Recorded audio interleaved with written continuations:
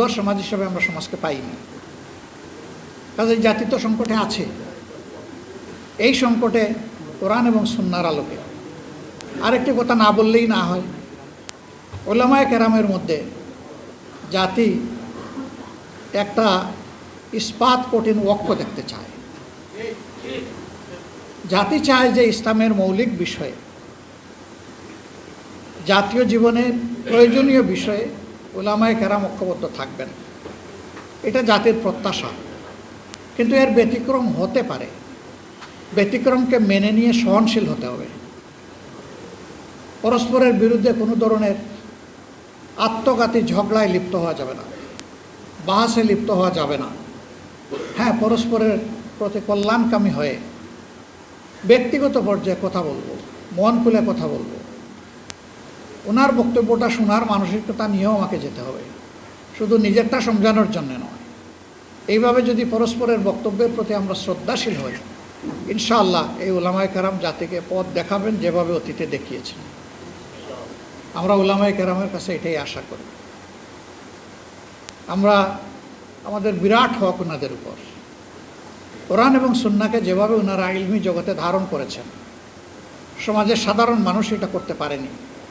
আল্লাহ এই যে নিয়ামতটা বিশেষভাবে আপনাদেরকে দান করলেন, এটার শুকরগুজারি তখনই হবে যে এই ইলমকে মানুষের কল্যাণে যখন আপনারা কাজে লাগাবেন। আমরা সেটাই আপনাদের কাছে আশা করি। আজকে আপাতত এতটুকুই আপনাদের কাছে আমাদের প্রত্যাশা। আরও ইনশাআল্লাহ আপনাদের সাথে কথা হবে, দেখা হবে।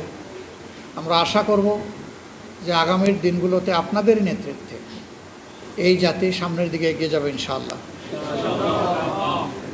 উলামায়ে কেরাম শুধুমাত্র মেহরাবে দাঁড়িয়ে নামাজের ইমামতি করবেন, এটুকু আমার এবং আমাদের প্রত্যাশা নয়। আমরা চাই যিনি নামাজের ইমাম তিনি হবেন সমাজেরও ইমাম।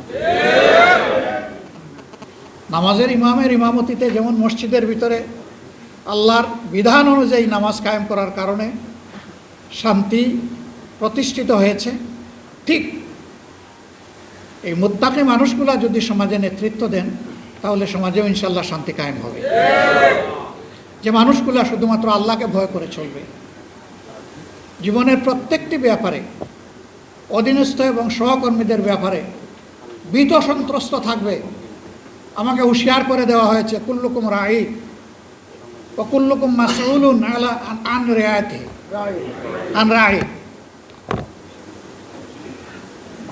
যে তোমরা সকলেই দায়িত্বশীল এবং তোমাদেরকে অবশ্যই আল্লাহ তাআলা কিয়ামতের দিন জিজ্ঞাসা করবেন তোমাদের অধীনস্থদের ব্যাপারে। যার দায়িত্ব যত বড় সমাজে, তার জিজ্ঞাসাও হবে তত গভীর। এই ভয় যখন একজন মানুষের অন্তরে থাকবে, একজন ওয়ার্ড মেম্বার থেকে শুরু করে পার্লামেন্ট মেম্বার পর্যন্ত, এই চরিত্রের মানুষ যদি দেশের নেতৃত্বে আসেন, তাহলে আলহামদুলিল্লাহ আমরা যে মানবিক সমাজ আশা করি সেই সমাজ প্রতিষ্ঠিত হওয়া সম্ভব। এর বাইরে গিয়ে জ্ঞান, বিজ্ঞান, দুনিয়াবী যোগ্যতায় পারদর্শী দক্ষ লোকেরা সমাজ পরিচালনা করলে এবং তাদের অন্তরে সেই জবাবদিহির ভয় না থাকলে কি হয় তা তো আমরা দেখছি, নতুন করে তো দেখার কিছু নেই।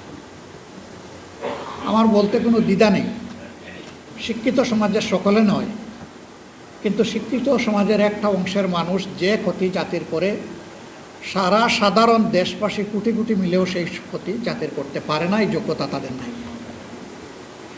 কলমের খুঁচায় একজন মানুষের জাতির কিসমত যেভাবে ধসে পড়ে, 1 কোটি মানুষ একত্রিত হয়েও সেই ক্ষতিটা করতে পারবে না। এই ক্ষেত্রেও উলামায়ে কেরামের বিশেষ দায়িত্ব রয়েছে জাতিকে জাগ্রত করা, সতর্ক করা। আপনারা সেই খেদমত আঞ্জাম দেবেন আমরা আপনাদের কাছে আশা করি। কোরআনের আলোকে, কোরআনের গল্পই মানুষের জন্য যথেষ্ট। এখানে আহসানুল কাসাস আছে, সুন্দর সুন্দর জীবন ঘনিষ্ঠ গল্প আছে। এই গল্পগুলো মানবজাতির জন্য আল্লাহর পক্ষ থেকে নিয়ামত হিসেবে উপহার। যে এইরকমই অতীতে মানুষগুলোর সাথে আল্লাহ তাআলা হয় তার রহমত বর্ষণ করে সাহায্য করেছেন, অথবা তাদের দুর্বৃত্তপনার কারণে আল্লাহ তাআলা তাদেরকে শায়েস্তা করেছেন। এটি যথেষ্ট, এর বাইরে আর কোনো গল্প আমাদের আনার প্রয়োজন নেই।